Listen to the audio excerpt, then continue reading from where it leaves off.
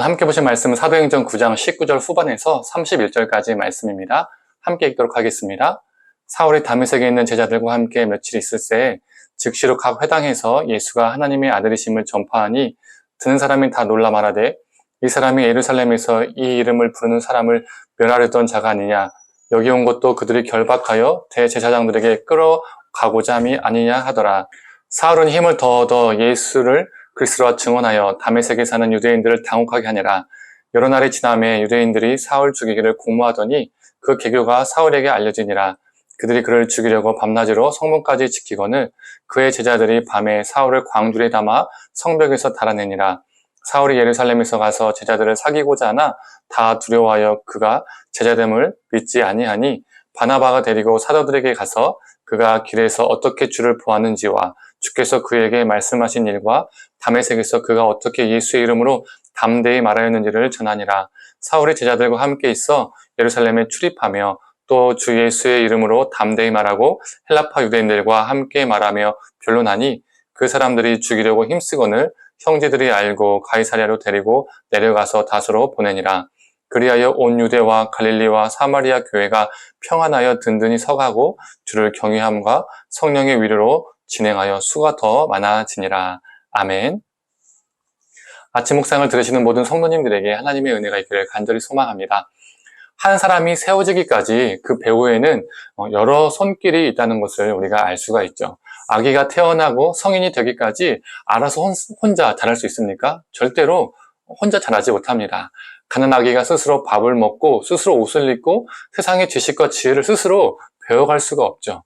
아기가 태어나고 성인이 되기까지 부모의 도움이 있어야 합니다. 그렇다고 부모의 도움으로만 충분할까요? 아니죠. 할머니, 할아버지, 선생님들, 이웃들, 친구들의 도움을 받으며 자라고 그리고 성인이 됩니다. 신앙생활도 마찬가지죠. 한 사람이 제자가 되고 교회의 기둥으로 세워지기까지 많은 이들의 도움이 필요합니다. 바울도 그러했습니다. 바울이 이방인의 사도가 되기까지 그 배후에는 이 바나바의 헌신이 있었다고 해도 과언이 아니죠. 바울을 처음으로 받아들인 사람이 아나니아라면 그 이후에 바울의 후원자와 보증인이 된 사람은 바나바였습니다. 특정한 조직이나 공동체를 향해 엄청난 해를 끼친 사람이 그 공동체에 들어오거나 심지어 그 공동체에서 주도적인 역할을 하게 된다는 것은요, 보통 불가능합니다. 바로 바울이 그런 상황에 놓여 있었습니다. 예수 믿는 자를 핍박하다가 지금은 예수 믿는 사람 중에 하나가 되었습니다. 심지어 예수님을 전하기까지도 했습니다. 그래서 이전에 같은 소속이 있던 유대인들이 어떤 반응을 보였죠? 당혹했습니다. 그리고 그들은 사울을 죽이고자 공모했었죠.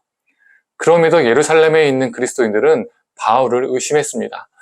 바울이 정말 진짜 예수 믿는 거 맞아? 제자가 된 거 맞아? 이런 반응이 나왔던 거죠. 충분히 의심할 수 있었습니다. 그때 바나바는 바울이 어떻게 예수님을 만났는지 또 어떻게 담대히 예수님을 전했는지 예루살렘 교회 앞에서 신실하게 증언했습니다.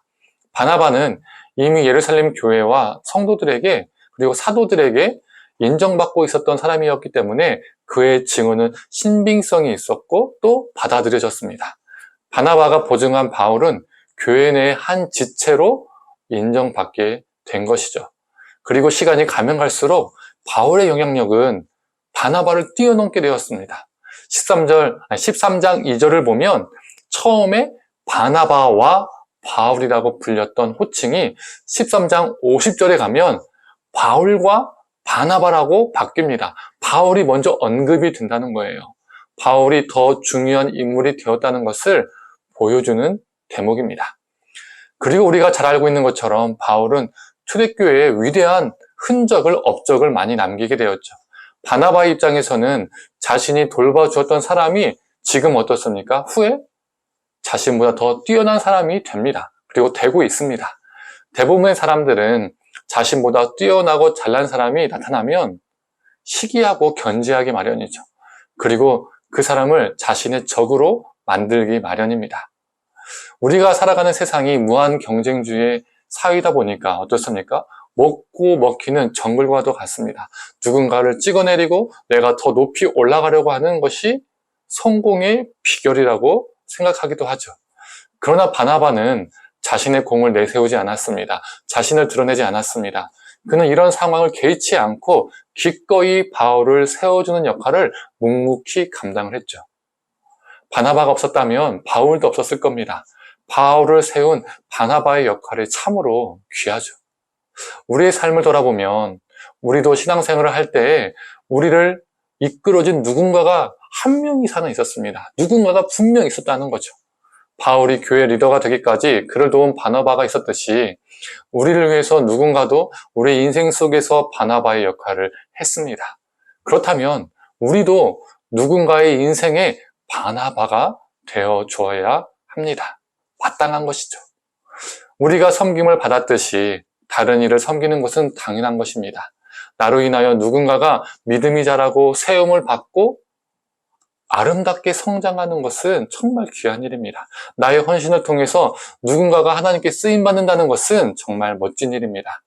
가정 안에, 일터 안에, 공동체 안에, 우리 모두 인간관계 안에 바나바 같은 사람이 많으면 많을수록 그곳은 정글이 아니라 하나님 나라가 됩니다.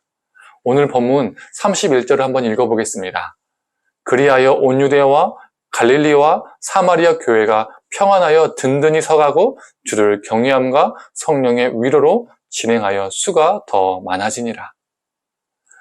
교회라는 공동체뿐만 아니라 우리가 모든 거하는 곳에 우리가 바나바가 되어서 이러한 역사가 넘쳐났으면 좋겠습니다.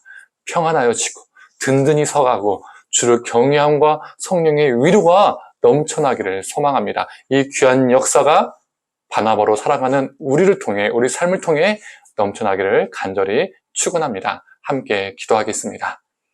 하나님, 바울은 참 위대한 사람이었고 많은 위대한 일을 족적을 남겼습니다. 하지만 바나바가 없었다면 그는 기독교 공동체 안에 들어올 수 없음을 보게 됩니다.